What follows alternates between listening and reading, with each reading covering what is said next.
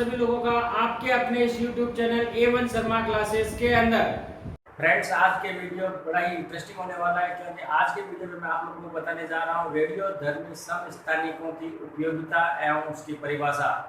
तो फ्रेंड्स, बिना समय गवाए चलते हैं आज आपके अपने मुख्य टॉपिक पर, रेडियोधर्मी समस्थानिक की परिभाषा और उसके विभिन्न प्रकार के उपयोग। सबसे पहले हम यहाँ पर समस्थानिक की परिभाषा देखते हैं।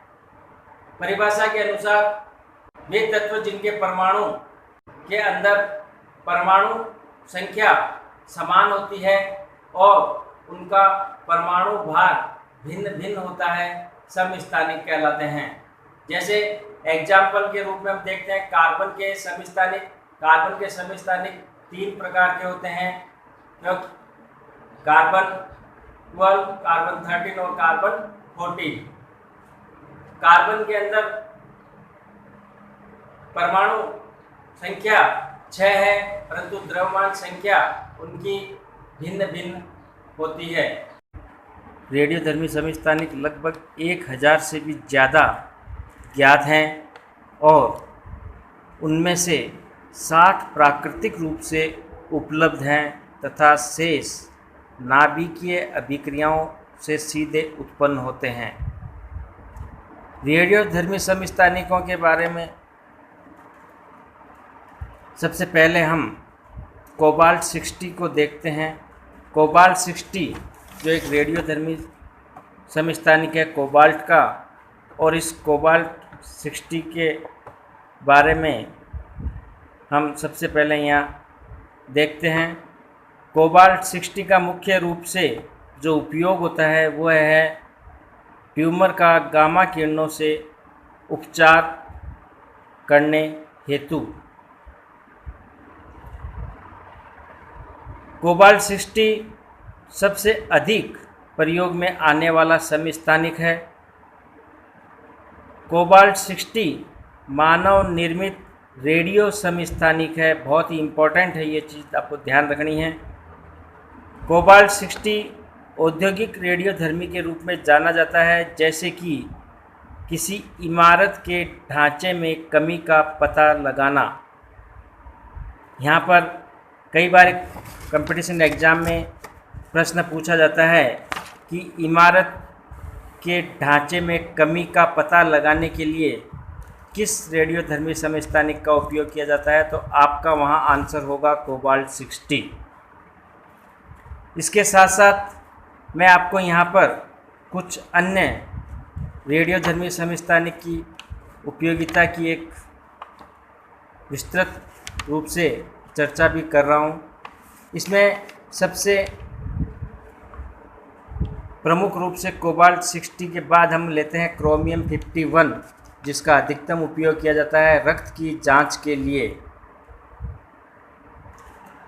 नेक्स्ट जो आता है अपना गोल्ड 198 या AU198।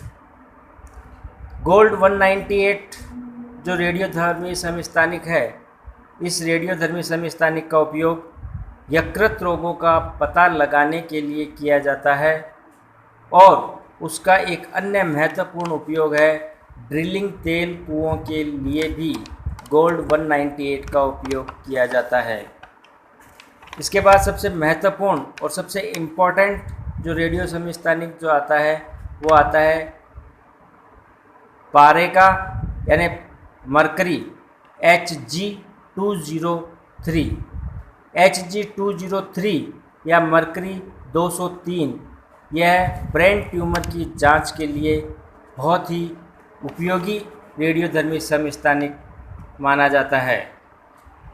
उसके पश्चात आयोडीन 131 या आयोडीन 131 थायराइड की जांच के लिए और उसके उपचार के लिए बहुत ही महत्वपूर्ण रेडियोधर्मी समस्थानिक माना जाता है। नेक्स्ट फास्फोरस 32 कैंसर का पता लगाने के लिए और उपचार करने के लिए विशेष उपयोगी रेडियोधर्मी समस्थानिक है। जो मुख्य रूप से आँखों और त्वचा के लिए महत्वपूर्ण भूमिका निभाता है और ल्यूकेरिया बीमारी में भी P32 का उपयोग बहुतायत से किया जाता है। एक अन्य रेडियोधर्मी समस्थानिक है। यह एनीमिया का पता लगाने के लिए यानी रक्त क्षीणता का पता लगाने के लिए बहुत ही उपयोगी रेडियोधर्मी समस्थानिक है।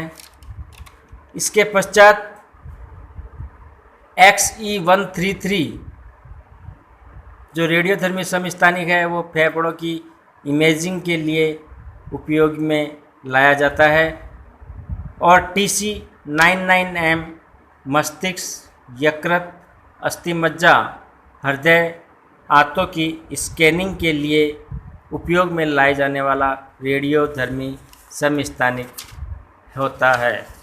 सोडियम 24 बहुत ही महत्वपूर्ण और अधिकतम उपयोग में आने वाला रेडियोधर्मी समस्थानिक है, जो कि रक्त के लिए या परिसंचरण तंत्र में रक्त के थक्के का पता लगाने के लिए बहुतायत से उपयोग में लिया जाता है। इसके साथ इरिडियम 192 जो रेडियोधर्मी समस्थानिक है, कृत्रिम आइसोटोप है। यहाँ आपको ध्यान रखना है, कृत्रिम आइसोटोप इरिडियम 192 है, जो कई बार एग्जाम में पूछा जाता है कि कृत्रिम आइसोटोप किस समस्थानिक को कहा जाता है। इरिडियम 192 इरिडियम 192 का जो उपयोग है वो ट्यूबों की जकड़न की जांच के लिए किया जाता है। उसके पश्चात टेक्नेटियम 99 जो रेडियोधर्मी समस्थानिक है वह अवरुद्ध रक्त वाहिनिकाओं की खोज के लिए दवा के रूप में उपयोग में लाया जाता है। उसके साथ साथ ब्रोमियम 82 झीलों की गतिशीलता के हाइड्रोग्राफिक अध्ययन करने के लिए लाए जाने वाला एक रेडियोधर्मी समस्थानिक है। साथ साथ में फास्फोरस 33 जो बहुत ही महत्वपूर्ण समस्थानिक है, जो कई बार एग्जाम में पूछा जाता है। फास्फोरस 33 जो समस्थानिक है, रेडियोधर्मी समस्थानिक, वह डीएनए नाभिक को पहचानने के लिए उपयोग में लाए जाने वाला महत्वपूर्ण रेडियोधर्मी समस्थानिक माना जाता है। उसी के साथ एक अन्य महत्वपूर्ण रेडियोधर्मी समस्थानिक फ्लोरीन 18 आता है, जिसका मुख्य रूप से उपयोग शरीर के ऊतकों का अध्ययन करने के लिए किया जाता है। रेडियोधर्मी समस्थानिक होते हैं जिनके बारे में एग्ज़ाम में अक्सर पूछा जाता है। और इसी के साथ हम आगे बढ़ते हैं कि इनसे संबंधित एग्ज़ाम में आने वाले विभिन्न प्रकार के प्रश्न। रेडियोधर्मी समस्थानिकों की उपयोगिता के आधार पर कई बार एग्जाम में क्वेश्चन पूछे जाते हैं और उन क्वेश्चंस को सॉल्व करने के लिए आपको प्रत्येक रेडियोधर्मी जो तत्व होते हैं उन तत्वों का नॉलेज होना बहुत ही आवश्यक है। अगर आपको इनका पूर्ण नॉलेज नहीं होगा तो आप उस क्वेश्चन को पूर्ण रूप से सत्यता के साथ सही नहीं कर पाओगे। इसलिए मैं आज के इस वीडियो में आप लोगों को इन सभी प्रश्नों का जिक्र करते हुए आगे बढ़ता रहूँगा ताकि आप अपने लक्ष्य को शीघ्रता से प्राप्त कर सकें। तो फ्रेंड्स, चलते हैं हम आज के वीडियो में मुख्य प्रश्नों पर।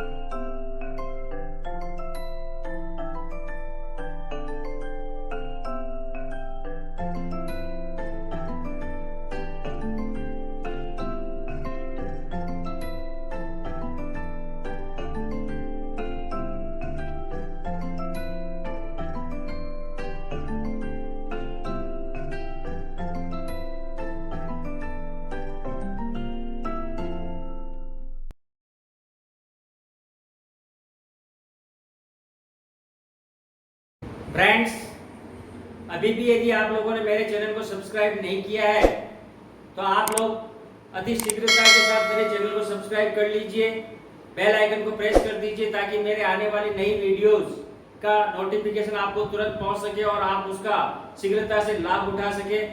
सो फ्रेंड्स, थैंक यू, मिलते हैं नेक्स्ट वीडियो के अंदर, तब तक के लिए बाय बाय।